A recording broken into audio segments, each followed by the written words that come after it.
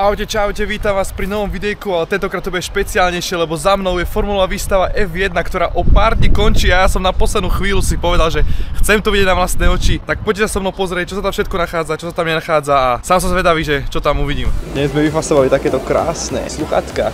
Ukáž, ideme otestovať. Hello, welcome to Formula 1 exhibition.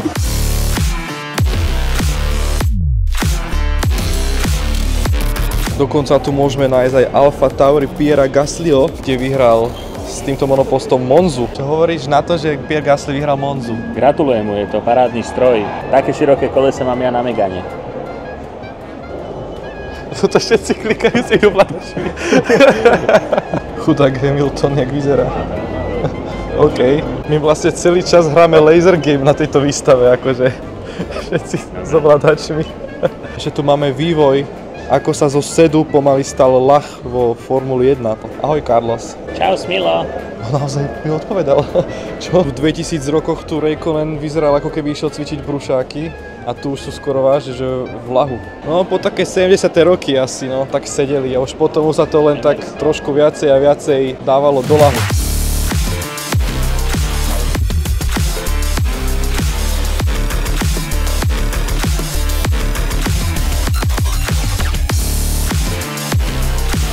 Dokonca tu máme aj príľbu Lewisa Hamiltona, keď prišiel o titul proti Maxovi Verstappenovi v tom napínalom súboji až do Abu Dhabi.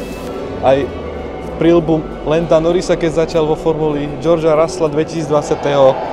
Takže ako je tu, jak sa hovorí, na čo pozerať. Ja by som povedal, že more important je race position.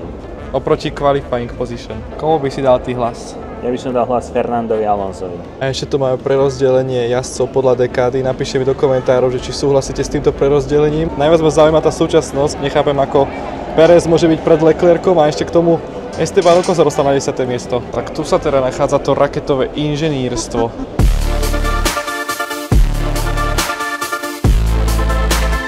Koľko si myslíš, že bude stať, keď sa dotkneš toho krídla? Strašne veľa. No a práve sa pozeráme na Red Bull z roku 2011. Kto jazdil za tento Red Bull v roku 2011? Sebastian Vettel. No však si celý čas o ňom rozprával. Áno, v tom roku bol majster, nie? Tak môžeme to zobrať a budeme aj my majstri. Dobre. Plán je jasný.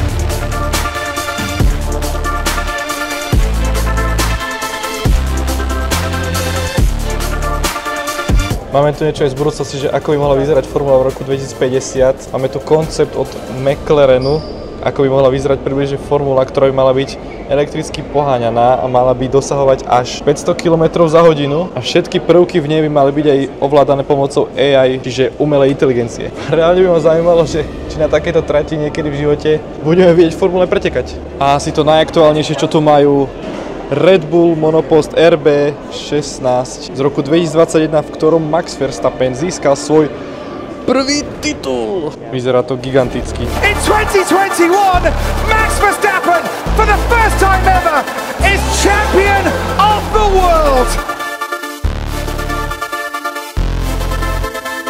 Pozri sa, tu si môžeš zobrať kolesa zimné na tvoj Megane. Berem hneď. Už si meriačimi budú sedieť, ako vidím.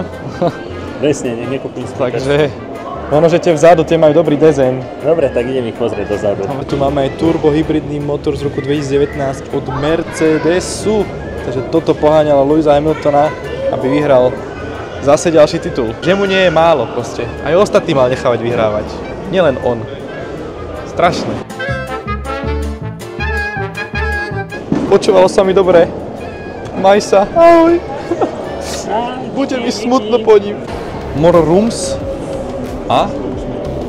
Tu už je normálne, že kino. A tu je Grosjeanová formula. To je crazy, čo z toho zostalo vlastne. Celý zadok utrhnutý. Nič z toho z tej formuly ani nedostalo.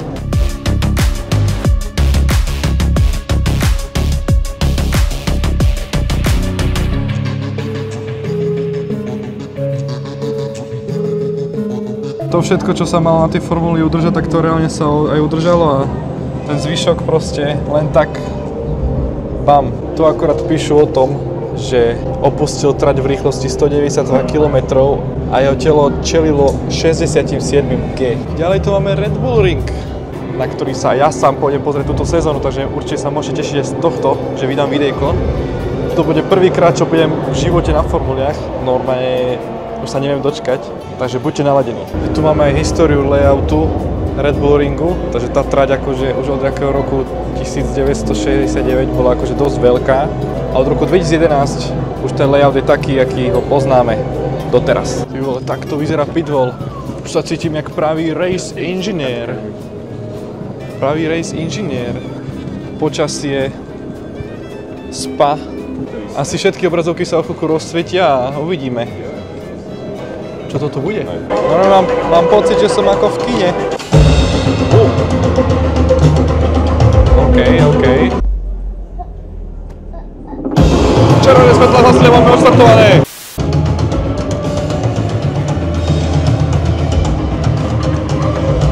Ako reálne som čakal, že sa tu dozvieme nejaké komunikácie medzi vodičmi, jazdcami, inžiniermi, ale akože aj takáto šovka nebola že úplne že najhoršia. A akorát sme pred fanshopom, takže po takéto krásnej prehliadke si môžeme ísť kúpiť merch rovno. Plagát za 120 €, výborne. 105 €, ale vizuálna história. Toto stojí 105 €, tento papier, čo mám v ruke. 105 € pohode. 105 €. Len tak snudí. Tu predávajú moje tenisky. Minerálka za 25 €. Akože formulový merch, ja som videl, že je drahý, ale toto už je moc. Alfa Romeo tričko za 95 €, vlajka za 50 €, hej? Vlajka. WTF. Kľúčenka Arto na scénu 30 €.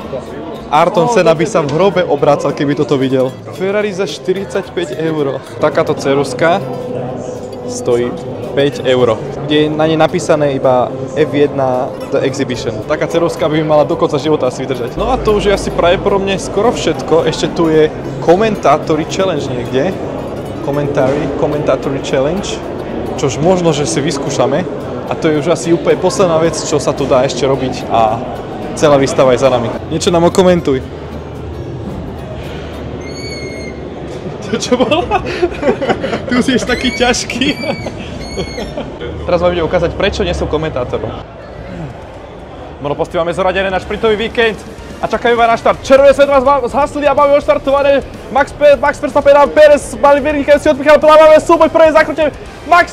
Sergio Perez tam pustil Maxovi Verstappenovi na prvú zákrutu a je na prvý. Lando Norris je tretí, vidíme, že momentálne žiadne monoposty neznižili sa a nezvyšili sa. To je super, ale teraz uvidíme do tretej zákruty.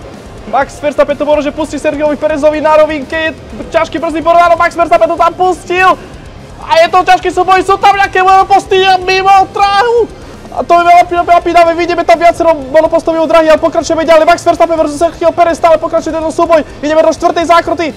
Tuto pravdepodobne ešte Max Verstappen môže pustiť Sergiovi Perezovi na brzdy a je to tak, áno, súboj dvoch Red Bullov, toto je neskutočné.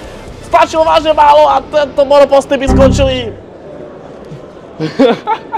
Ohodnote ma od 1 do 10. Ako tento zážitok je pre vás, aký bol?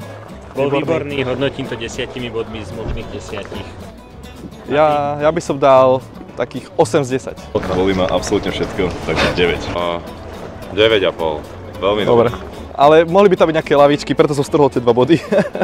To bolo strašné, normálne bolia ma nohy, chrbát, všetko. Po toľko formulovania nám strašne vyhľadlo, takže je čas na to okúsiť tradičnú rakúsku nejakú kuchyňu, lebo samozrejme do Viedne my len tak často samozrejme nechodíme. Tak preto sme skončili Mekáči. Čo majú za hranolky?